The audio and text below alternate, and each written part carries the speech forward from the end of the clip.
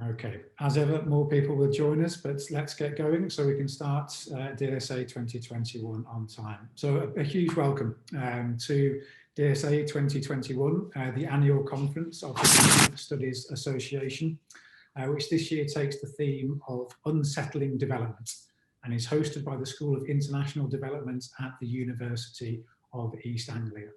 I'm Sam Hickey, and I've just completed my first year as DSA President after being elected at last year's conference, and I work at the Global Development Institute at the University of Manchester.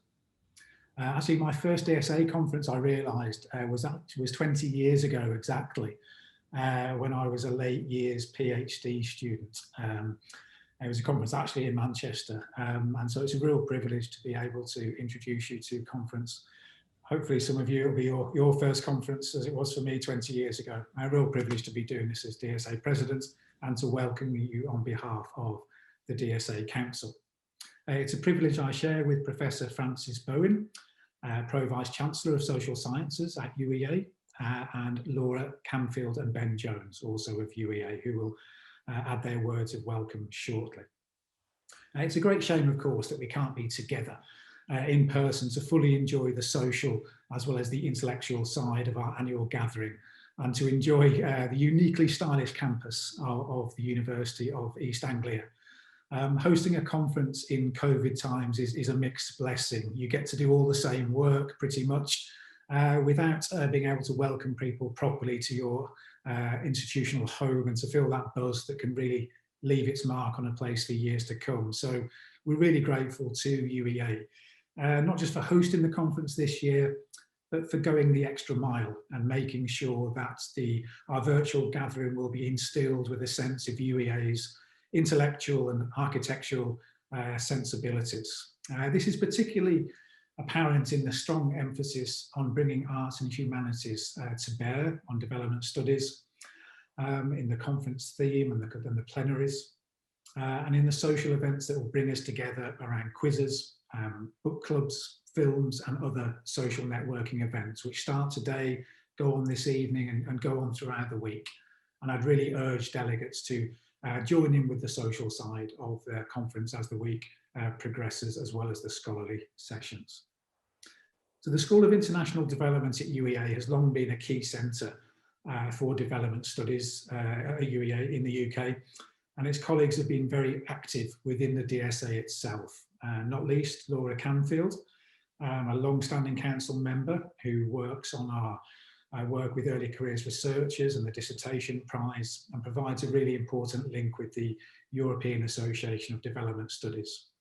And herself and Ben Jones have worked really hard to put a great conference together. And if you've been following their scholarly work for as long as I have, you won't be surprised with the degree of rigour and flair that they've brought to this proceeding. So many thanks to Laura and Ben, and also Dr. Tuesday Kachuki, the chair of the Global South Subcommittee, who helped put together the conference panels, or everyone who contributed their ideas for panels and papers, and our plenary speakers in particular as well.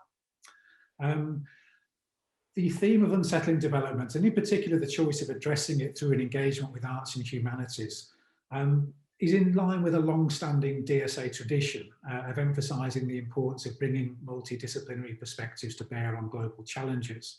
And as Ben and Laura will go on to explain, they're pushing even further than usual because that's what's required in these unusual and unsettled times.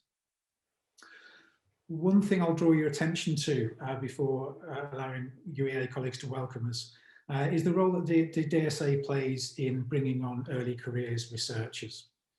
The next generation of development studies scholars. And one of the ways we do this is via the annual dissertation prize, where we award prizes to for the best postgraduate dissertation produced in the UK. And we have joint winners this year.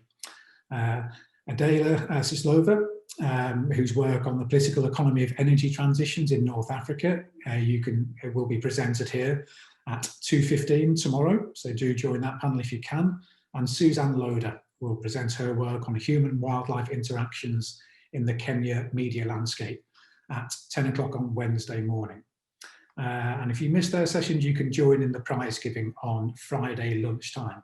directly after the annual general meeting, we will be presenting the prizes. And that's my last point, would be that I urge you to welcome to come to our AGM on Friday lunchtime, exercise your right to vote in new councillors, have a discussion about the format that next year's conference will take, possibly in hybrid form, and also hear about some of our new plans for next year.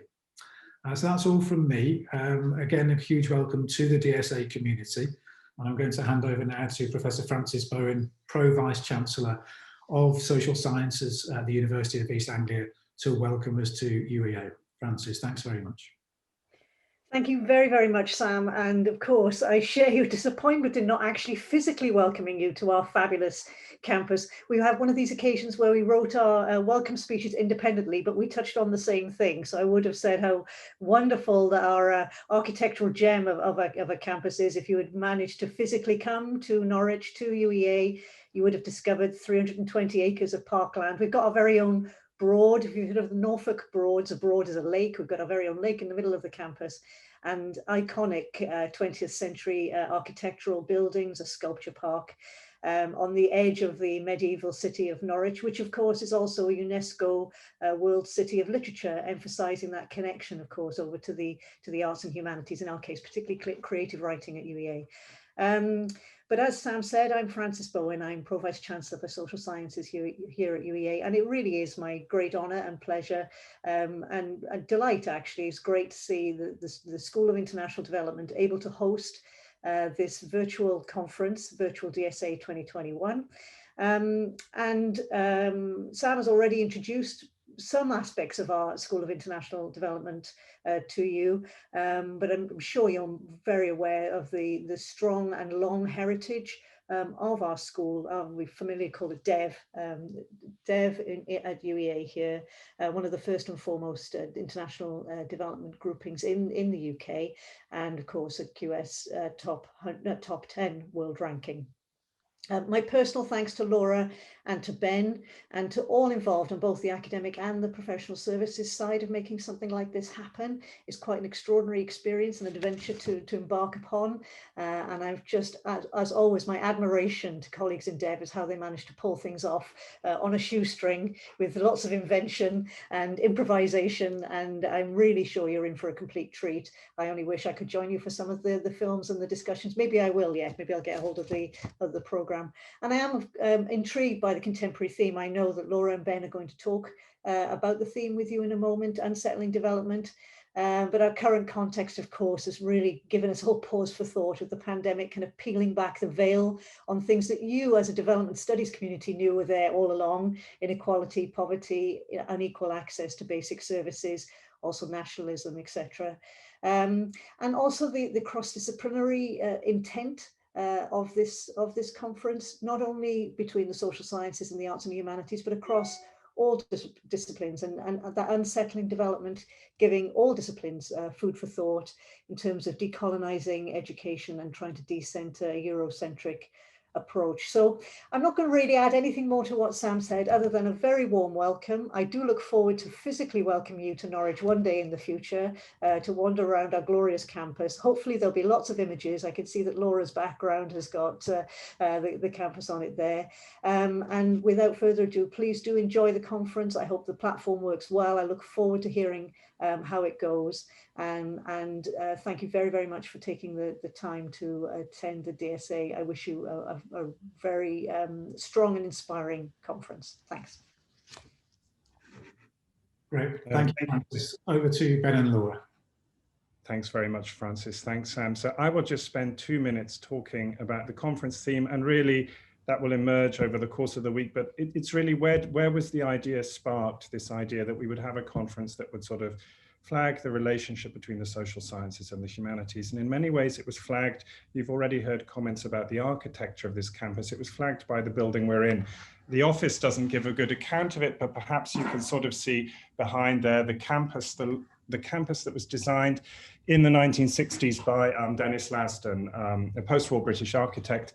And UEA was founded really as a university with an interdisciplinary focus. The reason we're a school of international development rather than a department of international development, The reason UEA does its work on climate change in the way it does is because schools were founded on an interdisciplinary principle.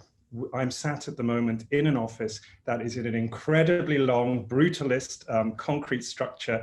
But the idea of that structure is that people across the sciences, the humanities, and the social sciences interact and converse. So that was where the idea was sort of sparked, that we would bring in different perspectives, and you will see that in our introductory panel. But also, of course, that sits within the School of International Development sort of relationship to questions of gender, political ecology, its recent work on behavioral economics, its long-standing work on livelihoods.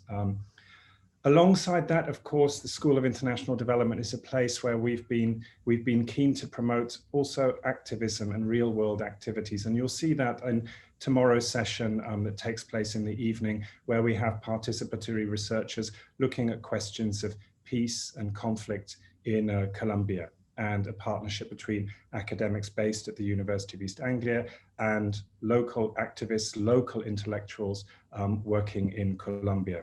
And so that's another way. And finally, another way in which we're perhaps unsettling things is to think about what type of participation is allowed by an online conference. Just in the panel I'm working with on Friday, which is 2 panels looking at education, the types of participation, the types of papers, the types of ideas that are possible, bringing people who perhaps might not be able to come to the UK to join in a conference. Hopefully over the course of the week, we will see that bear fruit in exchanges, in opportunities for networking, in opportunities for participating. I know you've probably all flagged the quiz that will take place this evening that Laura and I are delighted to be convening.